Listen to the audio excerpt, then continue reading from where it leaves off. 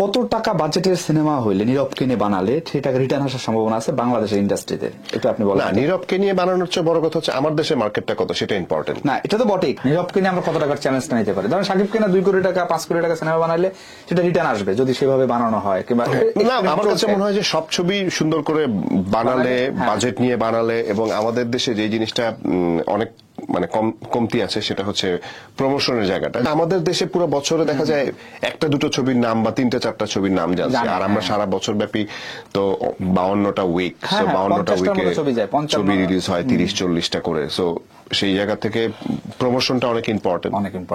So সেই ক্ষেত্রে প্রমোশনটা না করলে আসলে ওই ছবিটার সম্পর্কে জানানো, মানুষের তো ইন্টারেস্ট গ্রো করার জন্য কিছু দিতে হবে। যেমন আমরা একটা ছবি রিলিজ মানে শুটিং করে রিলিজ করে দেই, কিন্তু হয়তো আমারই এক ফ্রেন্ড জিজ্ঞেস করলো, আচ্ছা ওই ছবিটা কি অবস্থা? আমি বলছি না, এটা তো রিলিজ হয়ে গেল। এই সেই জিনিসগুলো, এগুলো আসলে খুব দুঃখজনক। যে মানে অ্যাটলিস্ট ও না দেখুক, আমার ফ্রেন্ডটা না দেখুক বা না জানুক, কিন্তু অ্যাটলিস্ট ও জানবে যে ছবিটা রিলিজ হয়ে গেল।